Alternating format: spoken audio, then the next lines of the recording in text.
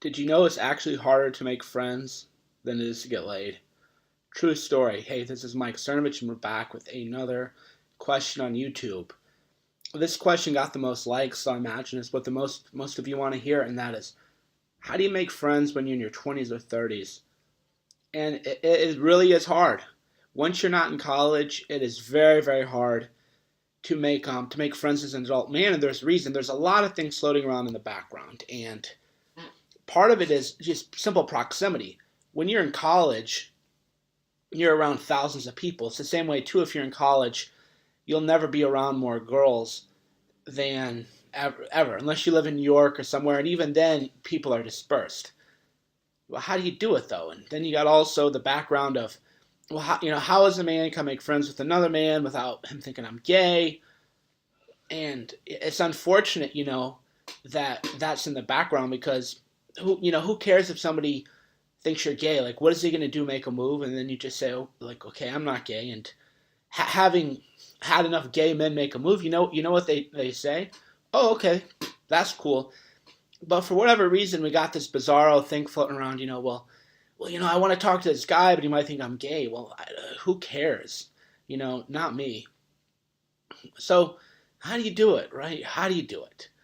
You always go back to basics. Basics. You are what? You are what you do. We have this mentality in our world that people say, well, I'm a good person, or I'm this, or I'm that. And then you look at how they spend their time. No, you're not. If you're doing shitty things to people, you're a piece of shit. If you're not spending time with your children, you're not a good father. If you don't write, you're not a writer. If you don't go to the gym, you're not a lifter. You are what you do, and it's as simple as that. So how do you meet friends? You have to meet friends doing whatever it is that you want to do. What is your lifestyle? Your lifestyle is who you hang out with and the activities you engage in. So what do you like to do? And are you doing those things, or are you staying home?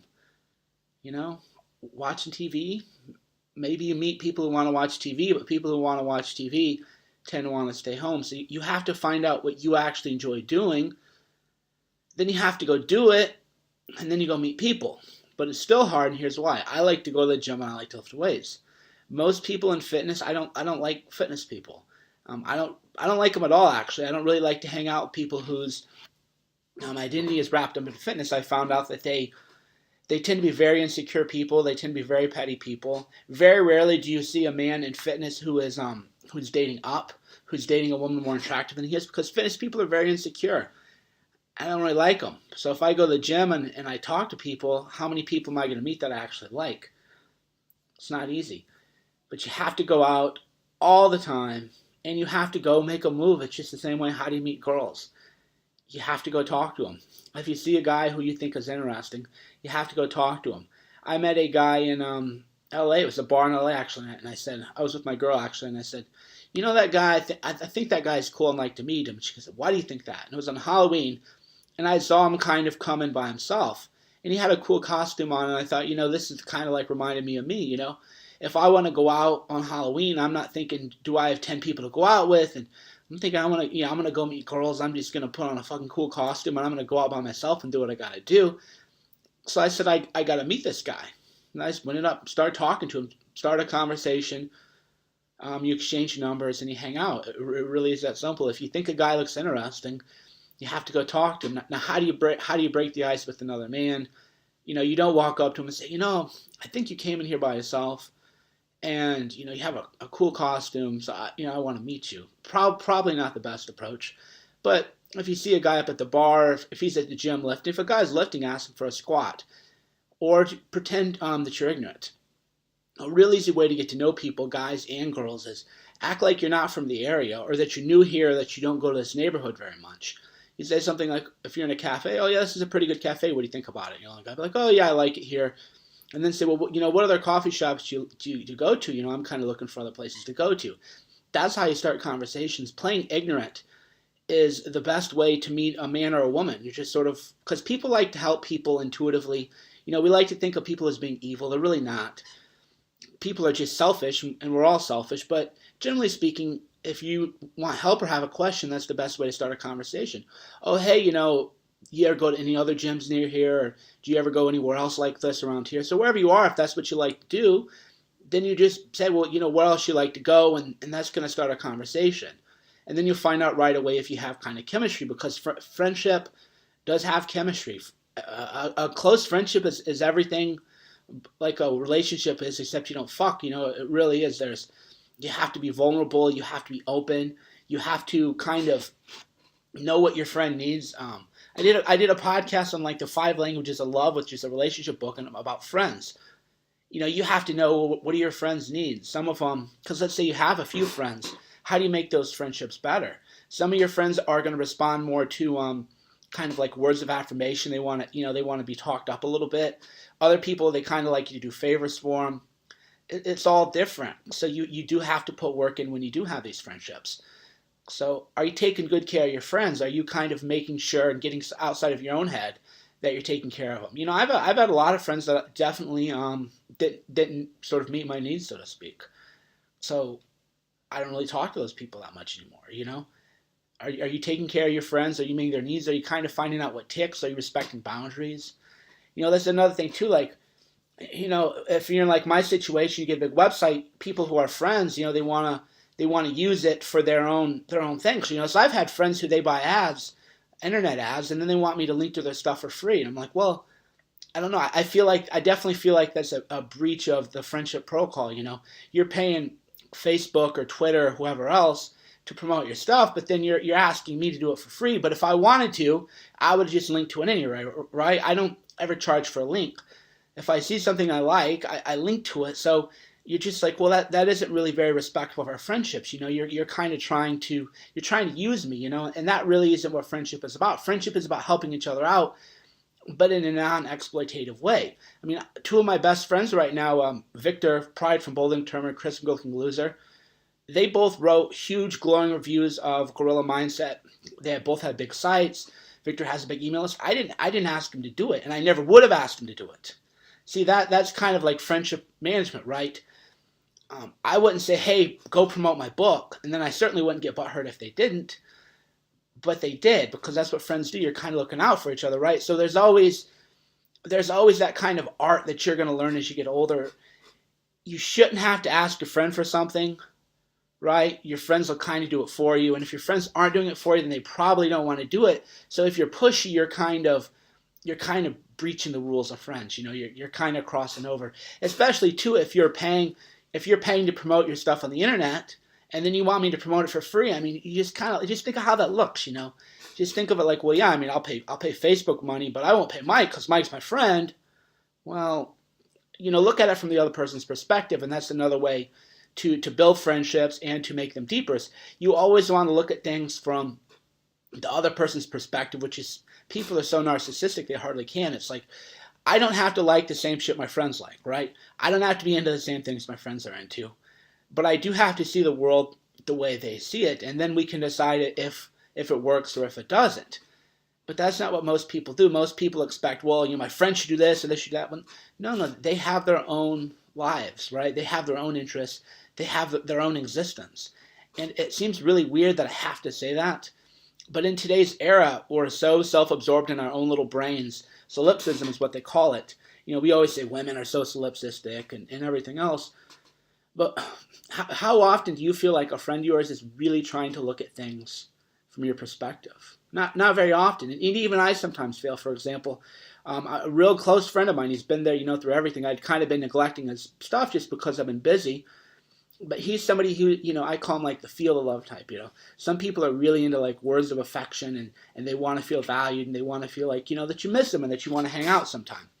And I'm not really like into that. So, but it doesn't matter. Like if it's a good friend, then I text him the other day like, hey man, I miss you. I realized I hadn't been reaching out to you like I should have. Now some people would say, well, it's beta. I'm super alpha male. I don't fucking express my emotions, and that's fine. You can think however you want to think. But if you want to actually have good relationships with people, you have to value them and recognize men do have emotional needs. Men are emotional just as women are. There's this idea that men are emotional, or at least interesting men are, okay? So this is going to be kind of biased towards, like, who do I want to be friends with, right? Again, I play up the whole bro thing. I'm definitely not a bro. I don't want to go watch the game and eat hot wings on a Sunday. That's not really ever been me. I've always been too interested in kind of complex people, people with a lot of layers. So I'm not into the whole like, yo, bros, let's go out and get fucked up.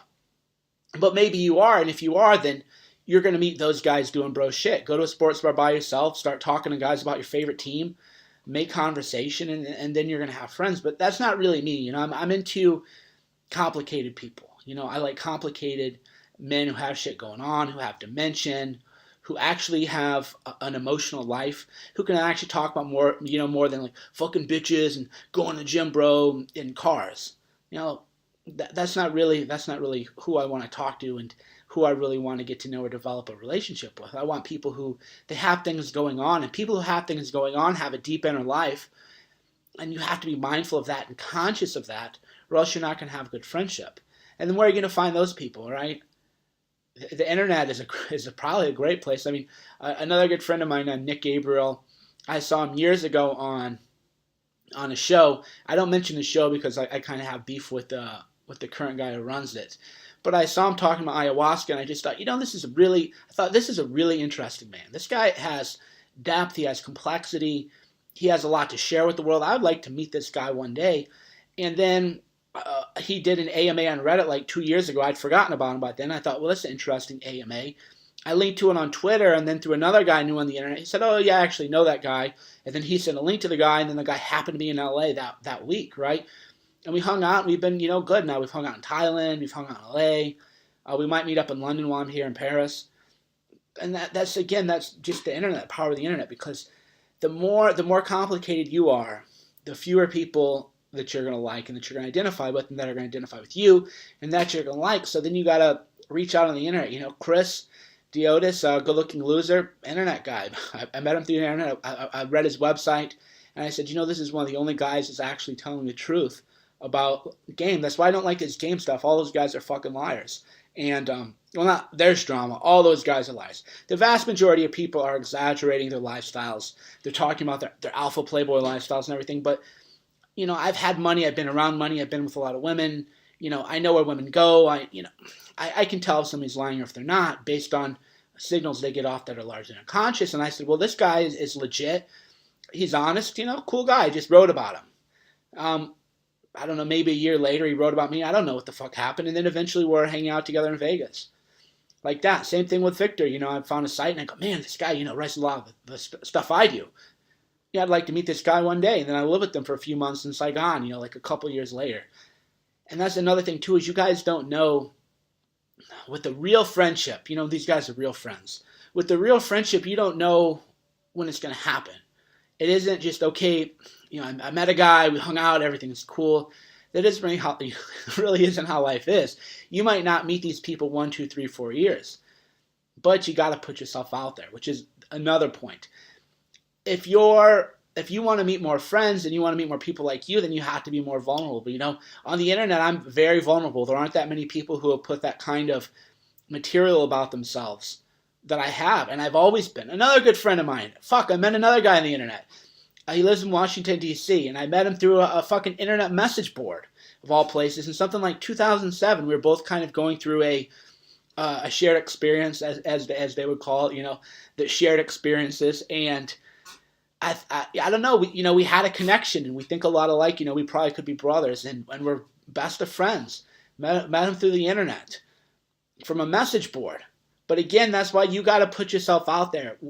Go out and meet people in real life. If you're on an internet forum, you have to express who you are as a person, which most people don't do. Well, most people are cookie cutter, but I'm assuming that you're not cookie cutter, and that you got dimension, that you got something going on. You got to put yourself out there. You got to share your story, express your vulnerabilities and your triumphs and your tribulations. And then what's going to happen? People who are like that are going to find you, and you're going to find them. And you don't need that many people. You can't have that many people who are going to be like you. There aren't that many people like me in the world. How many people like me in the world? A very small percentage. But because of the internet, I'm able to get in touch with those people that I never would be able to. I was kind of lonely in college. I was so desperate for friendships that I read a lot of books. I always walked with my book cover This is before the Kindles. I walked with my book cover hanging out because I'm like, surely other people are reading these like books, and somebody will say, "Hey, I read that book," and it just never happened. I was definitely lonely because I'm kind of quirky. I'm a little eccentric. I don't want to say I'm unique because people are unique in their own ways, but I was definitely lonely. Didn't really have a lot of friends. But now with the internet, I have more more friends than I can keep track of. Now it's more about making sure people who are my friends make sure that they know I have affection for them and that I do love them and I have their interests in mind, and I want to make sure that they're taking care of friends, and I fail. The one friend from DC, I hung out with him in DC, and he came to visit me.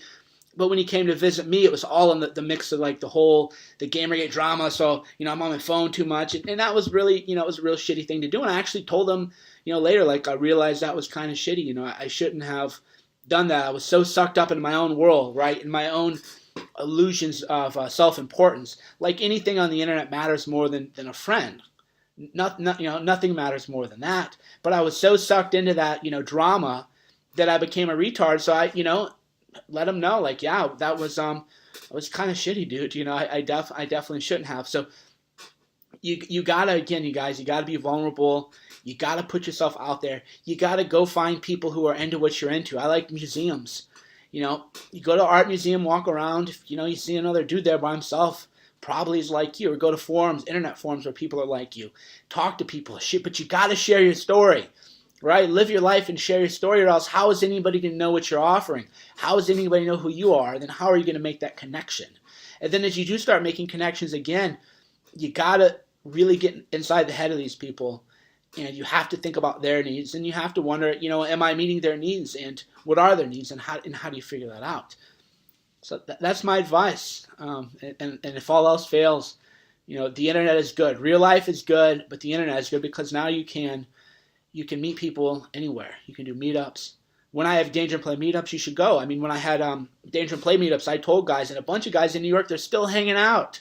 Fuck, that was over a year ago. Guys are still hanging out. When I went there, I told everyone, I said, I'm very flattered that you want to meet me. But the truth is, I don't really want you to want to meet me. I want you to leave with a phone number from someone else that you met here. That's why I do these. I'm very, very flattered that people want to meet me. Absolutely. I'm not saying don't come meet me or don't shake my hand. But when I do these things, I want you guys to make connections with each other, because we'll say hi, we'll talk for a few minutes, and I'm sort of off doing whatever the fuck it is I'm doing, right? But the people in that town, those are people you can hang out with. So go to meetups, and a lot of guys are like, I was nervous going in. You gotta fucking show up, man. You gotta show up. You gotta feel anxious. You gotta swim in deeper waters. If you don't swim in deeper waters, you're not gonna learn how to swim. God, that was a fucking really stupid way to put it. But it is true. You gotta get into the deeper waters where you feel a little anxious. You feel a little nervous. You feel a little fearful. And then there's how you're gonna make connections. Because if you're not afraid, you're not vulnerable, right?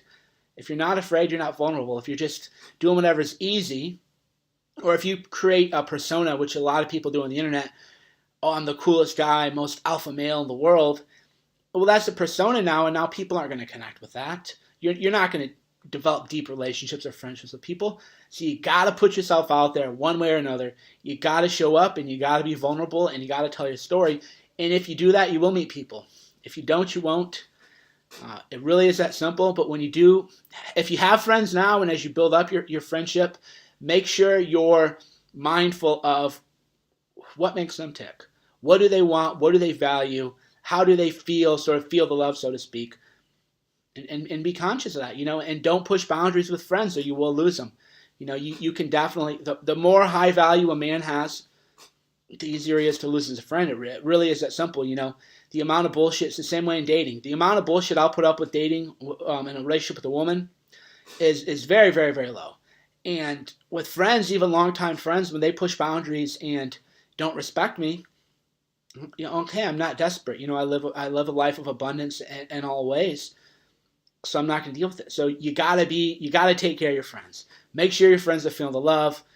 Make sure that even if you are selfish, because we all are, that you're meeting their selfish needs and everybody happy. All right, go ahead and ask your specific questions below. This is another long one, because fuck people on YouTube who can't watch videos longer than 3 minutes. So yeah, what do you want to know? Talk amongst yourself, talk to me or whatever. This was day 7, 30 days, 30 questions, 30 videos. Keep asking them. I'll keep answering them. This is Mike from Danger and Play and Gorilla Mindset. Thank you.